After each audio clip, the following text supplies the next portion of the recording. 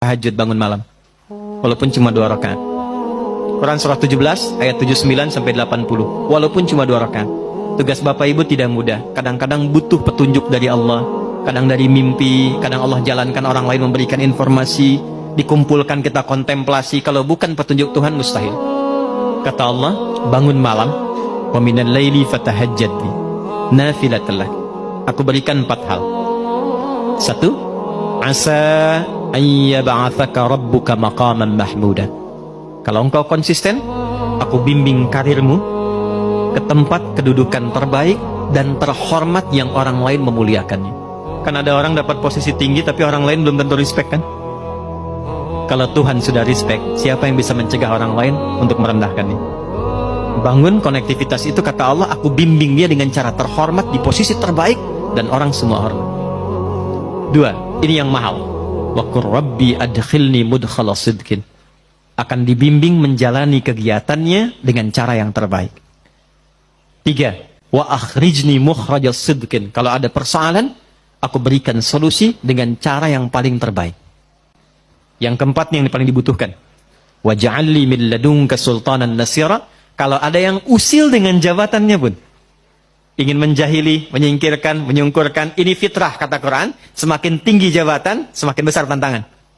Kata Allah, aku yang akan langsung menolong hambaku itu. Allah yang langsung menolongnya tanpa perantara siapapun. 4. Yang terakhir saya tutup, ada ketakwaan sosial. Hubungan dengan kita semua. Hubungan dengan kita sesama. Itulah yang kita beri nama silaturahim. Maka pindah ayatnya ke ayat pertama di surah yang keempat. Dengan kalimat nas, pembukanya sama. Ya ayyuhan nas. Hei semua manusia. Tuh, balik lagi. Oh, laki-laki, perempuan, bapak ibu dari manapun. Ittaqu rabbakumul ladzi khalaqakum. Tegaskan lagi, tingkatkan takwamu kepada Rabbmu. Takwanya apa di sini? Kalau yang tadi spiritual, yang ini beda. Alladzi khalaqakum min nafsin wahidah wa khalaqa minha zaujaha. Yang telah mencipta engkau dari bapak yang sama, dari satu ibu yang sama. Maksudnya apa? Kalaupun kita beda keyakinan, membangun hubungan baik dengan sosial, setidaknya samakan di satu persepsi berasal dari bapak yang sama, Adam alaihissalam. Jadi kalau nggak sepakat di nilai-nilai keyakinan spiritual, sepakatlah di nilai kemanusiaan yang sama. Karena itu jangan batasi pergaulan sosial kita hanya dengan yang muslim saja. Kalau pengajian silahkan yang muslim, yang lain punya acara lain. Tapi kalau nilainya sama-sama yang sifatnya sosial, bakti sosial, kegiatan umum, libatkan semua sehingga merasakan kenikmatan yang sama. Minimal kita sepakat dari satu bapak yang sama. Janganlah, dia kafir, nggak boleh. Ya? Dia nggak sama keyakinannya, nggak boleh. Tempatkan dalam satu hal yang sama. Bukankah Quran begitu bijak? Ya? Bukankah Quran begitu indah? Ketika menempatkan pada nilai spiritual, eksklusif. Ketika nilai-nilai itu sosial, buka. Wabatha minhuma rijalan katsiran wa nisaa. Setelah itu lahirlah keturunan-keturunan menyebar, lelaki perempuan. Dalam pergaulan itu boleh jadi ada khilaf yang membuat pergaulan dan hubungan menjadi kusut. Maka turunlah kelengkapan ayatnya. Wattaqullah, hei yang muslim, bertakwalah kepada Allah. Jangan sampai di dunia rajin sholat tapi punya masalah dengan teman-temanmu sehingga engkau sulit untuk dihisab di hari kiamat. Hadis Muslim, riwayat sahabat Abu Hurairah. Maaf, ada orang yang disebut Nabi bangkrut di hari kiamat. Izin, ini masih ada waktu? Masih. Sampai jam berapa kita? Oh, silahkan sampai jam 12. Saya 10:04 pulang. Saya mau ke Banten. Ya, izin sebentar, maaf. Jadi ada sedang begini, Nabi sedang duduk-duduk nih dengan sahabat. Beliau tanya, atadruna al-muflis, tahu nggak kalian orang yang bangkrut? Satu sahabat jawab, al-muflisu fina ma la dirham lahu wa la mata'. Ya Rasulullah, orang bangkrut menurut kami, orang yang sudah tidak punya aset sedikit pun, tidak punya uang 1 sen pun. Teori ekonominya pas, benar secara ekonomi. Perhatikan jawaban Nabi. Maaf, yang mengaku umatnya Nabi Muhammad, tolong highlight ini. Al-muflisu min ummati. Orang yang bangkrut di akhirat dari kalangan yang mengaku umatku itu. Nabi tidak mengatakan umatnya Musa, umatnya Isa, tapi ada yang mengatakan umatnya Nabi Muhammad. Ya'ti yaumal qiyamati bisolatin. Dia datang di hari kiamat dengan pahala rajin sholat. Jadi sholatnya rajin. Tahajud, dia sholat sunnah duha dan sebagainya. Wasyamin, rajin puasa sunnah. Hati-hati Pak Adeng nih, sedang puasa sunnah nih. Rajin puasa, bukan Ramadan saja, puasa sunnah, puasa. Senin, Kamis, Ayyamul Bid, puasa Syawal. Wa zakatin, nggak telat zakat. Bahkan disiapkan sebelum waktunya.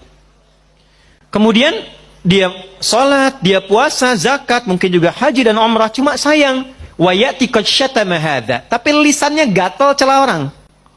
Senang mencela. Ya, mencela itu sekarang lisan turun ke tangan tuh. Turun ke tangan. Ada ayatnya, al-yauma nakhtimu ala afwahim wa tukallimuna aydihim. Sekarang itu ayat Yasin itu berlaku. Kadang orang mencela, lisannya diam tapi tangannya itu komen. Hah? Tangannya komen kan? Sudah mulai sekarang ya. Tinggalnya di Singaparna tapi statusnya sampai Singapura kan? Hah? Tungguin gitu kan? Dan terlibat di situ. Itu pembuktian terbaik sekarang, muncul sekarang. Dan masalah paling banyak kan sekarang, Pak ya? ITE yang banyak diadili itu. Ya. Wa qadzafa hadza, suka nuduh dengan bukti yang tidak ada. Maaf, wa daraba hadza, senang berkelahi. Puncaknya wasafaka dama hadza. Ada yang menumpahkan darah, membawa nama agama dengan jalan yang tidak benar.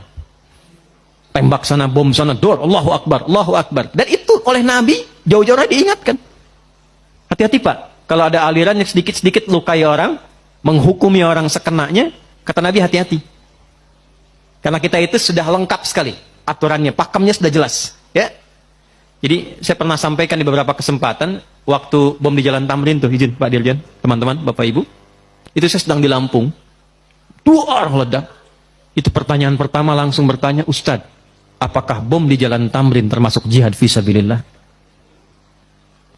Saya bilang dengan sederhana sekali, Pak, sependek pengetahuan saya, jihad fisabilillah itu jihad di jalan Allah, bukan di Jalan Tamrin. Tapi itu pembuktian terbaik dari apa yang Nabi sampaikan dulu. Nah, orang-orang ini ketika pulang, ini spiritnya, hukum positifnya supaya kita koreksi diri, jangan sampai terjadi. Nanti tu'khadhu hadza min hasanati wa hadza min hasanati. Yang baiknya akan ditimbang karena Allah adil, tapi untuk nutup yang buruknya. Jadi kalau ada orang sholat, senang sekali usil pada orang dengan lisannya, dia caci maki orang, pahala sholatnya diberikan pada yang dicaci itu.